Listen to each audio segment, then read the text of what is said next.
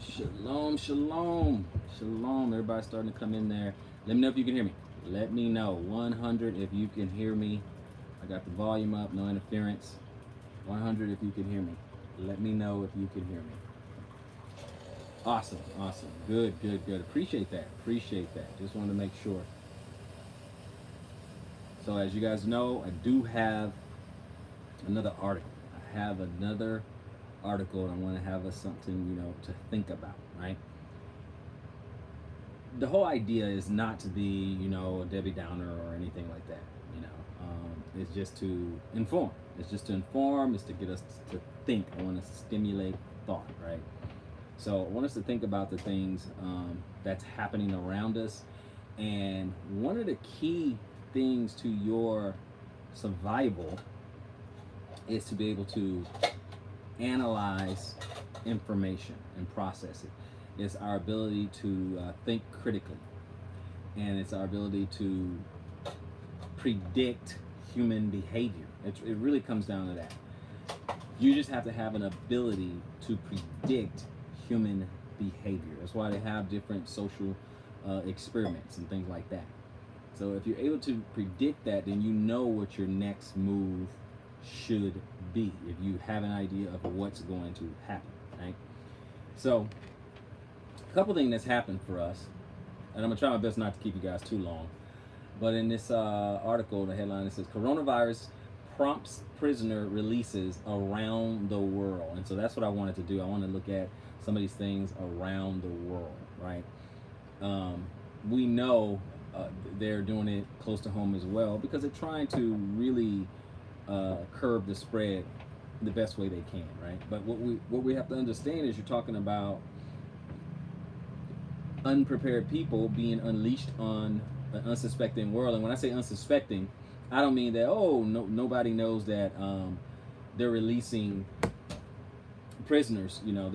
They know that. The question is, are they in your neighborhood, right? Are they next to you? Or is it in your area? That's what I mean by it could be unsuspecting.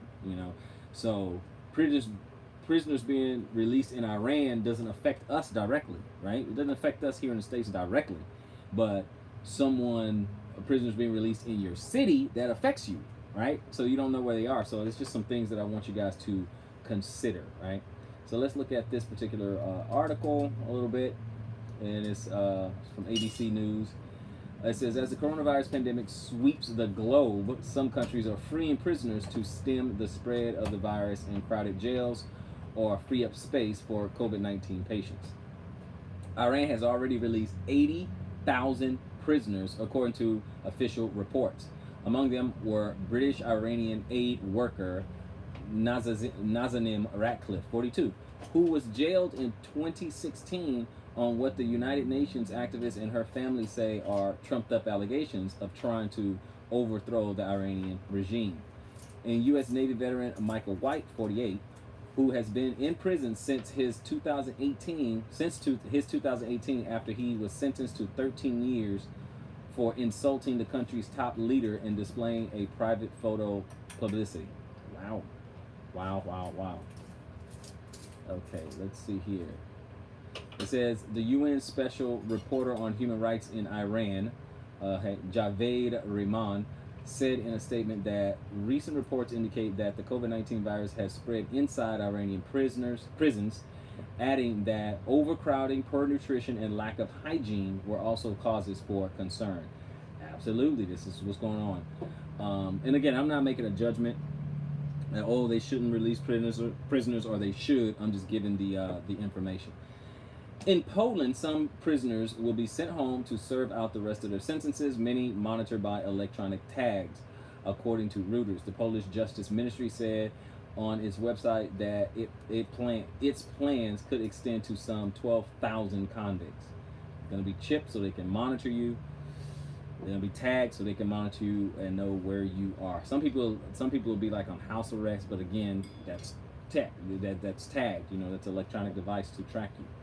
Prisoners' visits were canceled in England and Wales this week, following instructions for people in Britain to stay home, while plans have been in place to manage disease outbreaks and staff shortages, according to the government. The UK is also considering whether to make more use of temporary release programs and looking at ways to expand outside accommodations options for thousands of prisoners whose sentences are up and due to be released anyway. Justice Secretary Robert Buckland told a parliamentary committee on Tuesday. So they're saying those who, oh, they only have 6 months left, let them go. Okay, that's going to be like pretty much regardless of the crime on that. It's like, okay, even if you were, in jail for, assault and you got 6 months left, you're getting out in 6 months anyway. So they're going to go ahead and let them go. But yeah, they're talking about people with lesser crimes or at the end of their sentence. They might have a year left or whatever, but they get out early. So it's one of those things, right? It is one of those things. The UK is also considering whether to make more use of temporary release programs and looking at expand outside accommodation options for thousands of prisoners whose sentences are up and due to release anyway. Like I said, okay, so we go back up. Such efforts would alleviate some of the pressures and balance the protection of life with the need to protect the public, he said. A 66-year-old inmate became the second prisoner to die in Britain after testing positive for COVID-19 on Tuesday, according to the prison service. So far, 19 prisoners in 10 prisons have tested positive. WikiLeaks founder Julian Assange, I don't know if I'm even saying that name right, who is being held in a London prison while he fights extradition from Britain to the United States, was denied bail on Wednesday after a judge rejected his lawyer's argument that he should be released because of the pandemic. That's funny. He's like, nope. So the lawyer tried. You gotta give him credit because he tried. He tried to get him off. Outbreaks have also begun in U.S. jails, with New York City Mayor Bill de Blasio preparing to release hundreds of inmates this week who he said were in immediate danger of contracting the coronavirus. His plans could also extend to more than 1,000 prisoners incarcerated at the city's Rikers Island jail, according to NBC New York. Guys, it's about to get real. It is about to get real. We're talking about, this is what I mean by unprepared people, right? So the unprepared people are prisoners who, how do they have their provisions? So they're going to come out of prison, no way to find any work, no one's hiring. Not only there are less jobs, because we had 3 million cases last week, people filing for unemployment, so there's no job that they can find. Most companies don't hire convicts, no offense to the convicts, and they're gonna come to stores where a lot of the shelves are bare.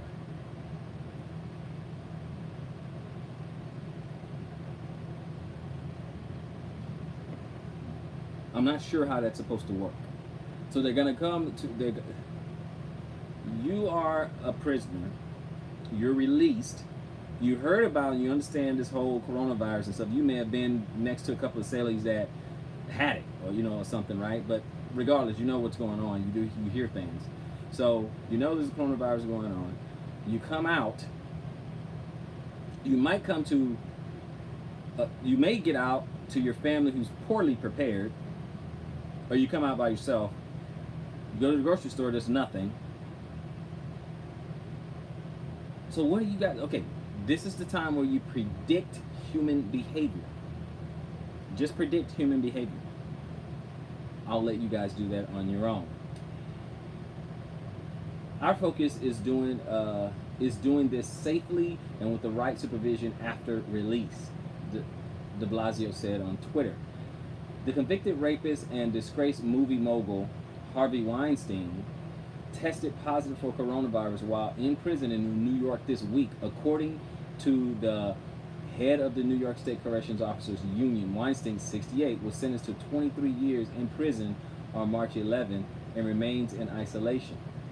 Conversely, authorities in Moscow and Saudi Arabia have threatened to imprison citizens who failed to self-isolate or flaunt lockdown rules as governments continue to grapple with the fast-spreading coronavirus. Man, this is guys. Let me see what you guys are talking about here, and then I'll let you guys go. Let's see what you what we're talking about.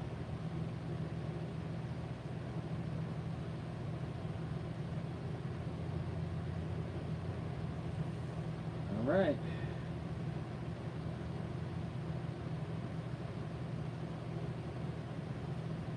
All right, let's see what we got here. Brother Frank Stockton, how is it going? Shalom, Shabbat Shalom to everyone. Appreciate all you guys joining. Shabbat Shalom, Shabbat Shalom. Evan Davis, Shabbat Shalom. Good morning, good morning. Shabbat Shalom. Ronnie Rayner, Shabbat Shalom. Shalom, Shalom, guys. Good to have you guys. All right. All right. Kimberly Wells, hey, Shabbat Shalom, sis. How's it going? How's it going? All right. Alright, inmates are being released here in Virginia, but have to wear ankle monitors. Yeah. I can see that. I can see that. Yeah, you got to be able to monitor because hey, if they, if they run a foul, then they got to be able to find them and come round them back up. Unfortunately, Shalom, Shabbat Shalom, Lisi. How's it going? He said, is it all prisoners or certain prisoners with small offenses like having marijuana? Yeah. I read in some articles it was people who have lesser crimes, right, or non-violent crimes, or towards the end of their sentence, right? They got a year left, they got 8 months left, 9 months left, stuff like that. So you're talking about, the guy who was gonna maybe sell drug or caught with possession or stuff like that. So it's lesser crime. In Virginia, it's a year less. There you go. Okay, Ronnie Rain said a year less. Absolutely. Shabbat Shalom, Latrice Jones. Good to see you. Good to see you, sis. Yeah, so it's people who have a lesser crime, or the time is like, they might have a year less, like Brother Ronnie Rayner says, and that's what most of them are going to do. They're going to look at that. They're like, hey, they're going to get out soon anyway, so what's the difference? So let's go to some of the, okay, it says, this one's, no, that's 2 days ago. To free hundreds of prisoners to stop the spread. Okay, that's USA Today, got that. Rikers Islands release some inmates, but doctors want to see more to prevent coronavirus spread. That's in the Washington Post. Coronavirus judge wanted to set Alabama prisoners free because of coronavirus. Okay, let's look at that. This BuzzFeed. This one says a judge ordered the release of low-level prisoners because of the coronavirus. People were absolutely furious. Okay, look at what can I say? What can I say? Alabama judge Ben Fuller spent last week being attacked over his plan. He now thinks the uproar that ensued means none of the state's other judges will consider releasing inmates from crowded jails. Judge Ben Fuller was watching television news last Wednesday when he saw a scientist talking about the dangers of coronavirus in crowded settings. He was talking about the nursing homes, which we're all aware of, and then he mentioned county jails and how in county jails the density of the population creates a real hazard, the judge said. Okay. Fuller, who presides over 3 counties in central Alabama, has a reputation for being tough on crime, but he leaped into action. He didn't want people to get sick and die in his jails while awaiting their day in courts on minor charges. With the assent of 2 other judges in the circuit, Fuller issued a decree that will release all inmates with bonds of $5,000 or less. Bond amounts almost exclusively used for those accused of committing relatively minor crimes. He also added a provision that local sheriffs could continue to detain anyone they thought posed a risk to the community.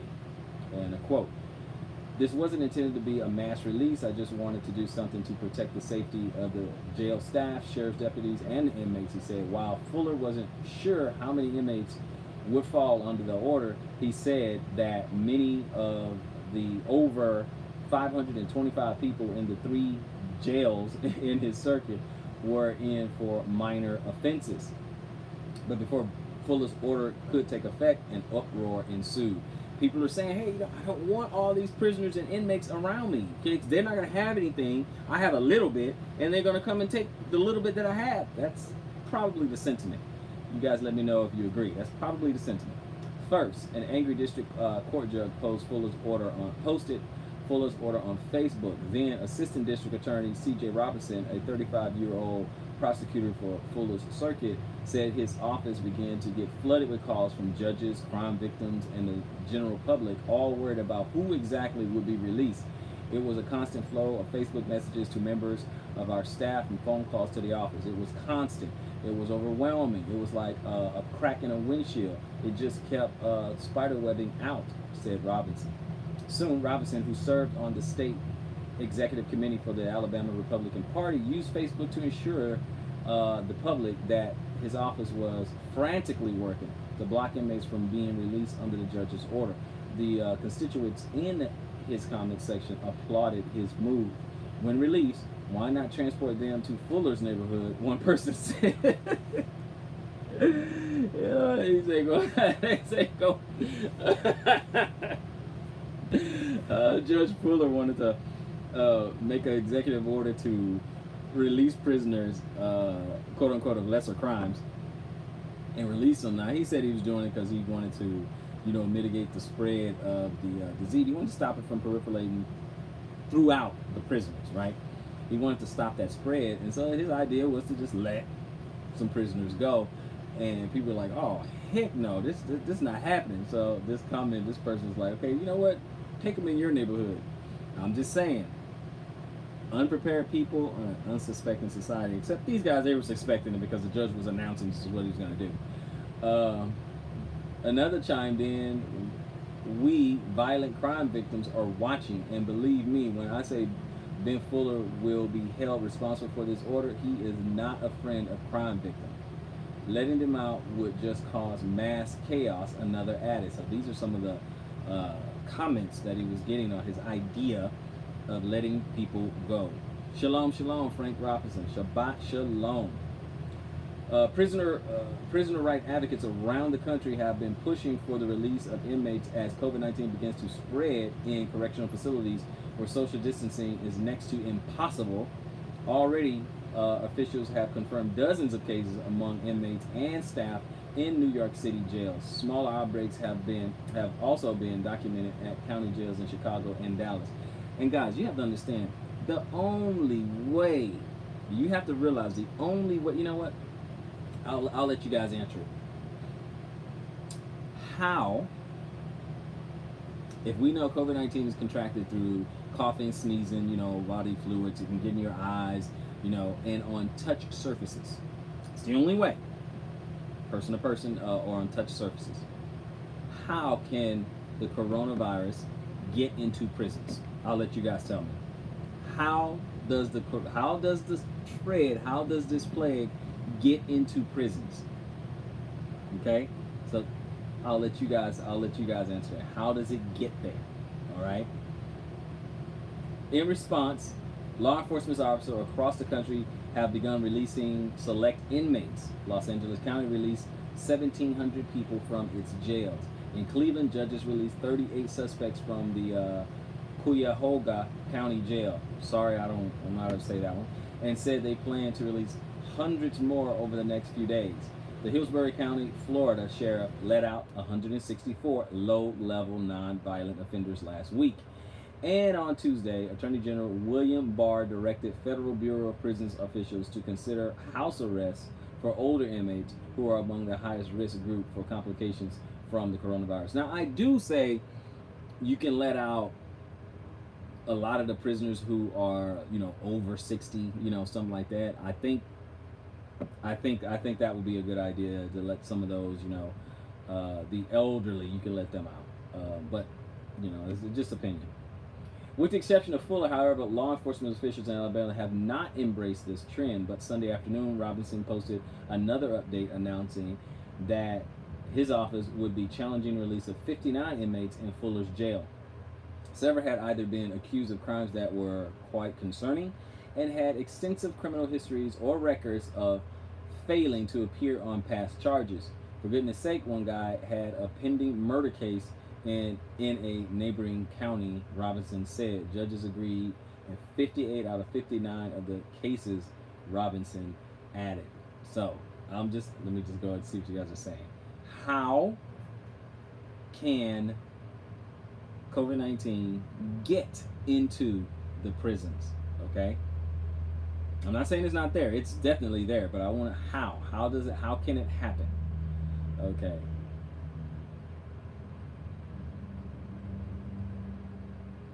At least he said from the staff, and Evan Davis, the CLs perhaps. And he said, I mean, couldn't they be? Could they bring it in? Absolutely. You have to understand, how does it get there? Okay, how does it get in the prisons? From the staff. Because why? The prisoners are contained. Okay, that's what prison is. They are contained. So the only way something can get in is someone has to bring it in. Staff, officer, guard, something like that. On-touch surfaces. They are in close proximity to these people. So that's the only way you can get it. It's the only way you get it. It didn't get there on its own. It didn't crawl into prisons on their own. No, it's you're actually behind a glass. But it depends on how the visitation is set up. Okay, because sometimes visitation is in a room with a bunch of tables in it, and the guards standing at the door, and you can kind of talk to each other or whatever. But it's on the surfaces. It's on the tables. They do kind of limit you from touching each other, but not touching the surfaces. Right? So they do that because obviously they don't want you to pass each other contraband and stuff like that. But you have that on the phones, touching the phones and stuff like that. Since it can last 17 hours on surfaces or whatever. So when they do get a package or something like that, let's say I bring an inmate a package, right? I got it. I bring an inmate a package or whatever. I can't give it directly to them, so the guard has to make sure it's all good, it's all clear, everything's fine and all that. They're touching it, handling it, inspecting it, making sure you're not trying to get contraband in there, and then they give it to the prisoner. Look at that. From me to the guard to the inmate. And then that inmate passes it to someone else, so on and so forth. It's not very hygienic in there to begin with. Hey, I don't know. You guys tell me. Let's see. No one has ever accused me of being liberal, but I am a Christian, and I will tell you, our area's economy is hospitality based. All the restaurants have been closed. The golf course here has been closed. A lot of people have been laid off, said Fuller. So let's say I'm a parent who has a child who is in jail. This is forcing them to make a terrible decision about whether to go down and pay bail to get their sons out of jail or to buy groceries for the other two kids. Fuller initially hoped that other judges might follow his lead, but the political fallout has made that unlikely. I think the pushback has quelled any effort. I have not heard from any other circuit judge, but I'd be frankly surprised if anyone else will do anything anytime soon. Yeah, that public backlash is a mudda. Dev Wakely, a policy analyst at Alabama Arise, an advocacy organization that is calling for targeted releases, has spoken with judges around the state in recent days and say no one else appears to be considering a move like Fuller's order. And they don't want no parts of that. Quote, we have overcrowded correctional institutions and a real reluctance to address the problem that it will cause during this pandemic. Since Fuller issued his order, the Alabama Department of Corrections has said that the state's prisons, which are so crowded that Trump's Department of Justice has been considering intervening, will stop receiving any new convicted inmates for 30 days.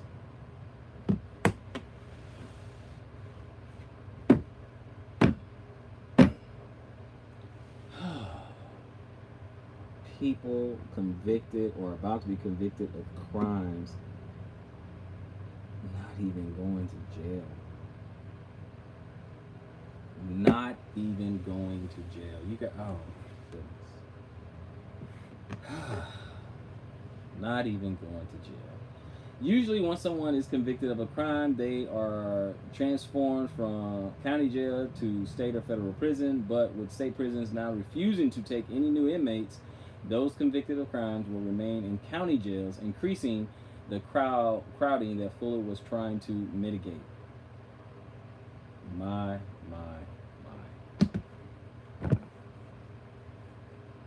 All I want you guys to see is how serious this is. That's it. That's all I'm trying to get you guys to understand is how serious this is, how it is a domino effect. This one pandemic This one pandemic that has swept across the globe, and how it has taken its tentacles and pervaded every area of your life, primarily your health, now your freedom, food shortages, jails overcrowding. What do you think is going to happen to crime?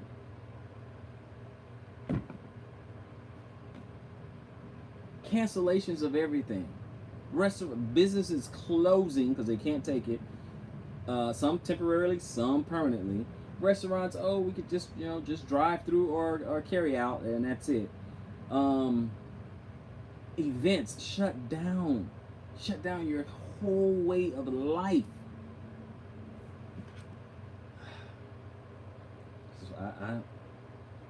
You guys tell me.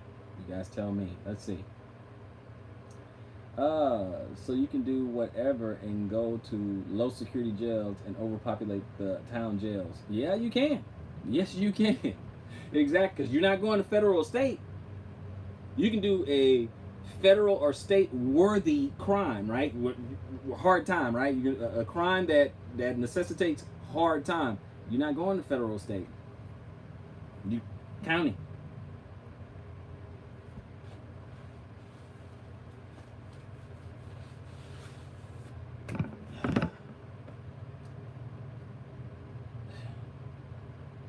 This is what's been talked about. This is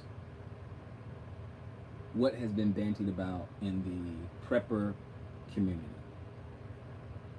Being prepared. Now, not all prepper communities are spiritual or biblical or anything like that. It's just more like-minded and stuff like that. But this is what has been talked about in the preparedness community. So,